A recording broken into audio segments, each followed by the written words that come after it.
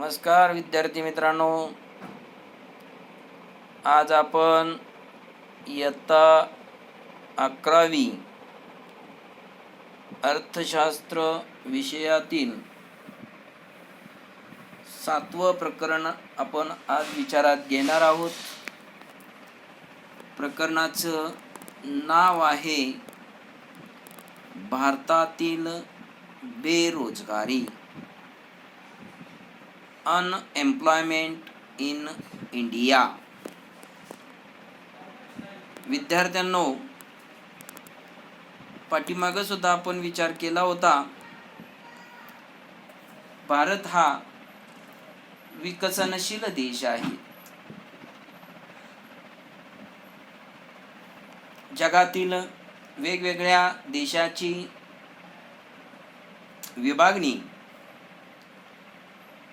विकसित देशांच्या गटामध्ये, विकसनशील देशाच्या गटामध्ये आणि अविकसित देशांच्या गटामध्ये केली जाते.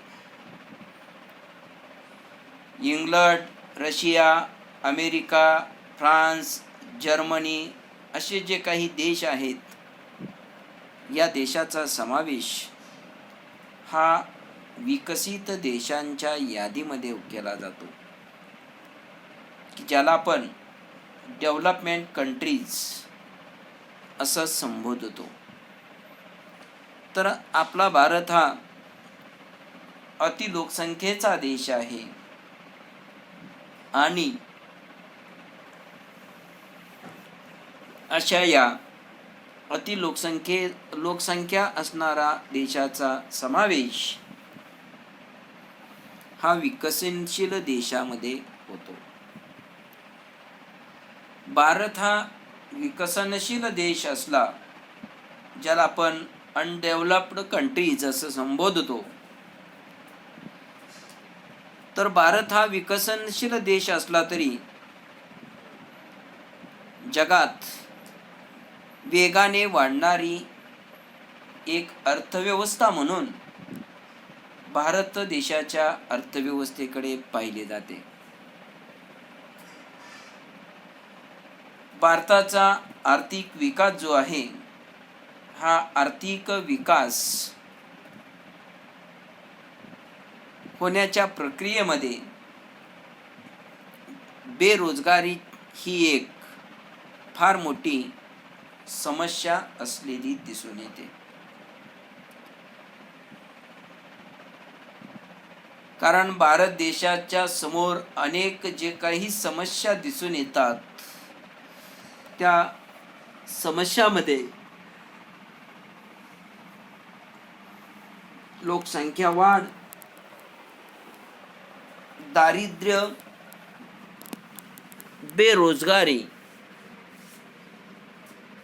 पर्यावरण असमतोल, भ्रष्टाचार अशा अनेक समस्यांचा समावेश यामध्ये आपणास करता येईल. विद्यार्थ्यांनो, चित्र दिलेत पहा. दोन बाजूला दोन चित्र दिलेली आहेत. त्याला आपण आकृती सुद्धा म्हणू. उजव्या बाजूची जी आकृती आहे, ही आकृती काय दर्शवते आणि डाव्या बाजूची जी आकृती आहे, ही आकृती काय दर्शवते, याचा जर आपण बारकाईनं जर विचार केला तर डावीकडची जी आकृती आहे, ही आकृती बेरोजगारी दर्शवते. म्हणजेच बेकारी किती आहे हे या आकृतीवरून आपणाला संबोधते. तर उजवीकडची जी आकृती आहे, या आकृतीमध्ये असं दाखवलंय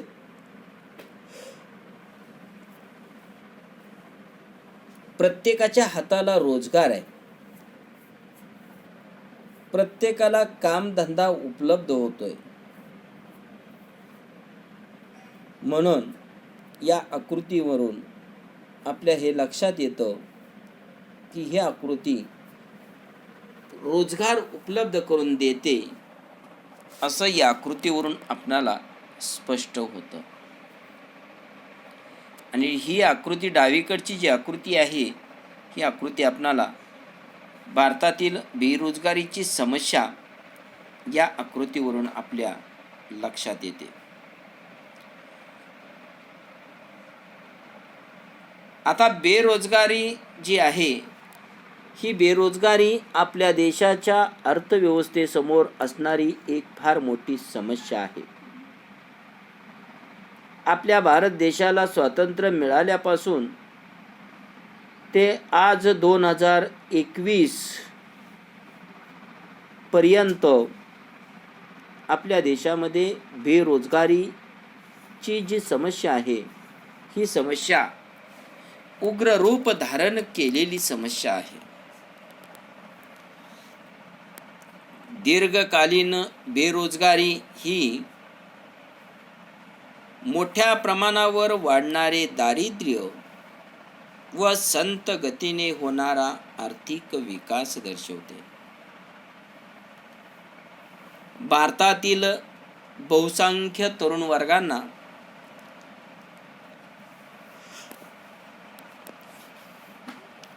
बेरोजगारीस सामोरे जावे लागते.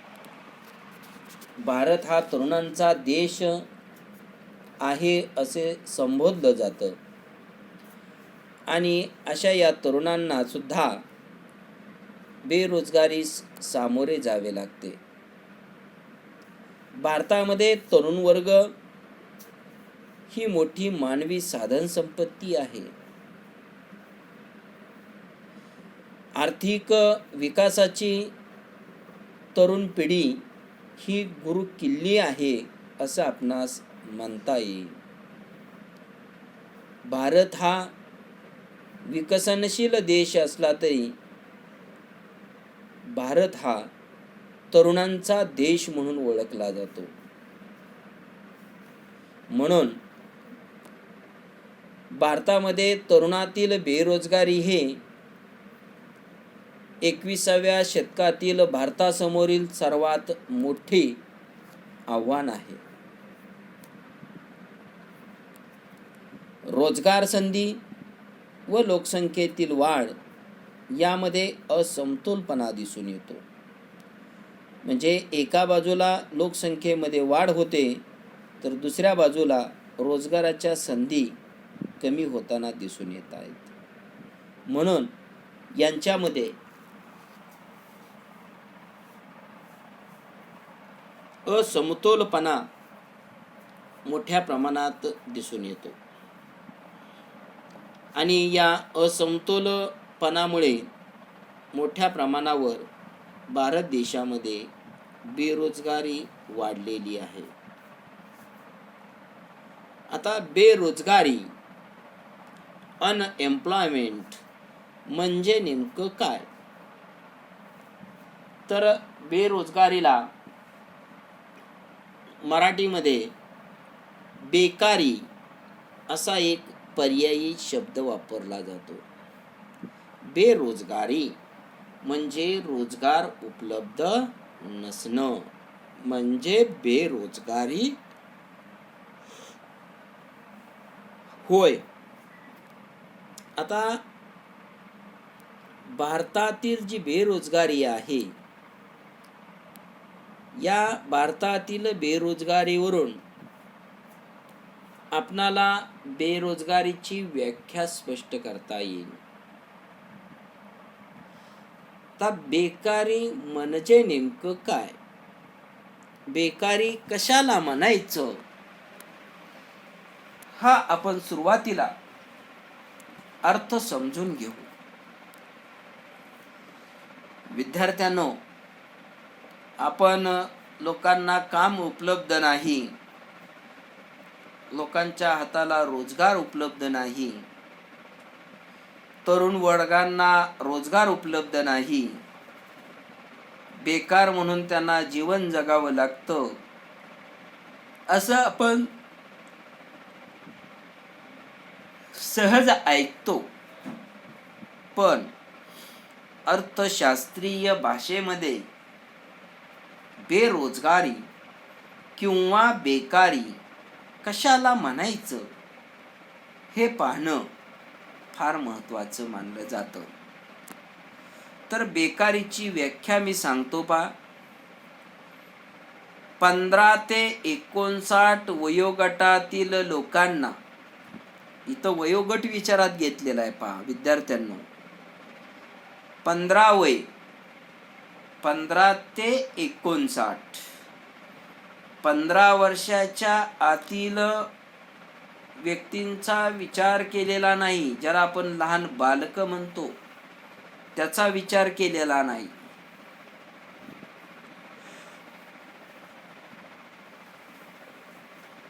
15 वर्षाच्या आतील मुलं जे काम करतात त्याला बालमजुरी असं म्हटलं जातं. आणि 59 वयाच्या वरचे जे 60, 62, 65 वय असणारे जे लोक आहेत त्यांचा समावेश बेकारीमध्ये केला जात नाही. कारण हा वर्ग उत्पादन प्रक्रियेमध्ये भाग घेऊ शकत नाही. हा वर्ग बसून खाणारा वर्ग म्हणून ओळखला जातो. त्यामुळे या ठिकाणी बेकारी या संकल्पनेचा अर्थ समजून घेण्यासाठी वयोगट कोणता विचारात घेतलेला आहे हे पक्क लक्षात ठेवा.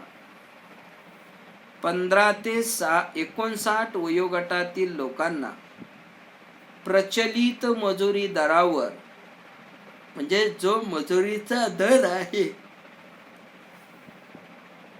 त्या मजुरी दरावर, प्रचलित मजुरी दरावर काम करण्याची इच्छा व शक्ती असूनही जर व्यक्तीस रोजगार उपलब्ध होत नसेल तर त्या स्थितीला बेरोजगारी असे संबोधले जाते. म्हणजेच ज्या परिस्थितीत 15 ते 59 वयोगटातील व्यक्तींना प्रचलित वेतन दरावर काम करण्याची इच्छा व पात्रता असूनही रोजगार मिळत नाही, त्या स्थितीला बेरोजगारी असे संबोधले जाते. सर्वसाधारणपणे ज्याला उत्पादन प्रक्रियेत कोणताही लाभ होत नाही त्यास बेरोजगारी असेही म्हणतात. अर्थशास्त्रामध्ये बेरोजगारी ही या संदर्भात अभ्यासता येते. कोणत्या संदर्भात? कामाचे स्वरूप, काम करणारा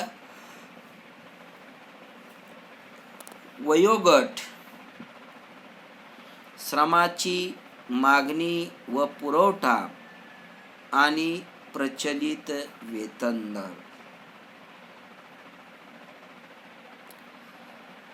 आता एका व्यक्तीस रोजगार असणे म्हणजे ती व्यक्ती आठवड्यातले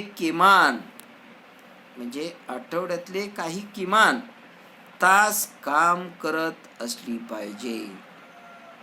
म्हणजे जर भारतात एखादी व्यक्ती दर आठवड्याला 14 तासापेक्षा कमी काम करत असेल तर अशा व्यक्तीस बेरोजगार असं संबोधलं जातं. म्हणजे भारतामध्ये आठवड्यात जर किमान 14 तास व्यक्तीस काम उपलब्ध होत नसेल तर त्या व्यक्तीस अनएम्प्लॉय असं संबोधलं जातं. म्हणजे बेरोजगार असं संबोधलं जातं. म्हणजे एका व्यक्तीस आठवड्यातले किमान जर 14 तासापेक्षा कमी काम करत असेल तर अशा व्यक्तीस बेरोजगार असे म्हणतात. तसेच 15 ते 28 तास दर आठवड्याला काम करतात त्यांना न्यून रोजगार असेही संबोधले जाते, म्हणजे अर्ध बेरोजगार असं संबोधलं जातं. त्यानंतर जी व्यक्ती दररोज किमान 8 तास म्हणजे प्रत्येक वर्षाला किमान 273 दिवस काम करते अशा व्यक्तीस रोजगार असलेल्या व्यक्ती असे म्हणतात. म्हणजे ज्या व्यक्तीला दररोज किमान 8 तासापेक्षा कमी तास काम उपलब्ध होते त्या व्यक्तीलाही बेरोजगार असे संबोधले जाते. आता